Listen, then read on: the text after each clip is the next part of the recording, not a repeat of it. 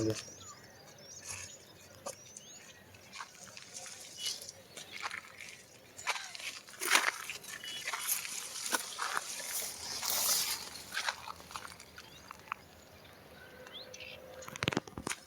Hello నమస్తే, welcome back to our channel HRL Christians.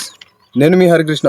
ఈరోజు ఉన్నాము మనం ఈ మిరప పొలంలో అయితే ఉన్నాము. ఇక్కడ మీరు గమనించవచ్చు, ఇదంతా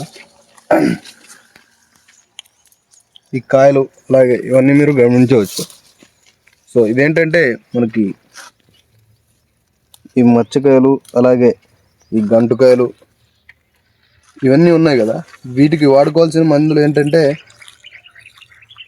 ఇది వచ్చేసి జీవగ్రో వారి ఆర్మచురా వాడుకున్నట్లయితే మనకి ఈ కాయమచ్చ అనేది చాలా వరకు కంట్రోల్ అవుతుంది. ఇంకోటి చాలా వరకు కూడా ఇది రాదనమాట.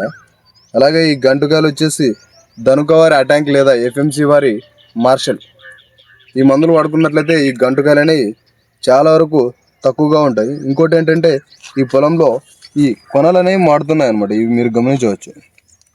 ఏమవుతుందంటే ఈ కొనలు అనేవి మాడుతున్నాయి. ఈ కొనలు ఎందుకు మాడుతాయంటే ఈ తెల్లదోమ ఎక్కువగా హెవీగా ఆశించి నాకడం వల్ల ఆ కొనలు అనేవి ఆ విధంగా మాడిపోతాయి. సో దానికి వాడుకోవాల్సిన మందులు వచ్చేసి తెల్లదోమకు గాను ఈ క్రిస్టల్ కంపెనీ వారి జివరా అనే మందు బాగా పనిచేస్తుంది. తెల్లదోమపై పూర్తిగా తెల్లదోమ నియంత్రిస్తుంది అనమాట. అలాగే ఈ ముడత ఏదైతే ఉందో ఆ ముడత కూడా రాకుండా ఉంటుంది. అలాగే మనకి ఈ బూడిద తెగులు ఇవన్నిటికి కూడా ఇలాంటివన్నిటికి కూడా ఈ నిసోడియం అనే మందు వస్తుంది అనమాట. లేదా కస్టోడియా కూడా మంచి మందు, అదమ కంపెనీ వారిది. కస్టోడియా అనే మందును కూడా ఉపయోగించడం ద్వారా ఈ బూడిద తెగులు అలాగే కాయమచ్చ ఇవన్నీ కూడా అందులో కూడా కంట్రోల్ అవుతాయి. సో ఈ పొలాన్ని మీరు ఒకసారి గమనించవచ్చు ఏ విధంగా ఉందనేది. పూర్తిగా ఎక్కడ కూడా చిగుళ్ళు అనేవి పచ్చగా కనిపించడం లేదు మనకు. ఎందుకంటే ప్రతి ఒక్క చిగురు కూడా ఎండిపోయి రాలిపోయింది చాలా వరకు కూడా. ఇప్పుడు అక్కడక్కడ మాత్రమే చిగుళ్ళు అనేవి కనిపిస్తున్నాయి.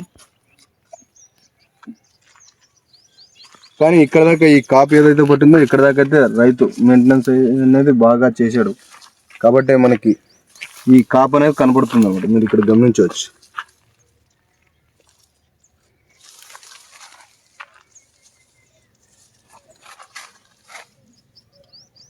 మెయింటెనెన్స్ బాగా చేయడం వల్ల అక్కడ దాకా మెయింటెనెన్స్ చేశాడు, కాయ పట్టించుకున్నాడు. ఇప్పుడు మళ్ళీ మందులు వాడుతున్నాడు లేదో మనకైతే తెలియదు. బట్ కానీ ఇప్పుడైతే ఈ పొలంలో ఎక్కడ కూడా చిగురు అయితే కనిపించడం లేదు. మొత్తం కొనలైన మాడిపోయినాయి. చిగుర్లు కూడా ఏం పెద్దగా లేవు. ముడత అనేది ఎక్కువగా ఉంది. సో ఇప్పుడు కూడా మనం ఇంకా దీనిపైన ఇంకో స్టెప్ మనం చిగురు తెప్పించాలి అనుకుంటే గన మనకి ఈ కృషి రష్యన్ కంపెనీ వారిది పోషక్ సూపర్, అలాగే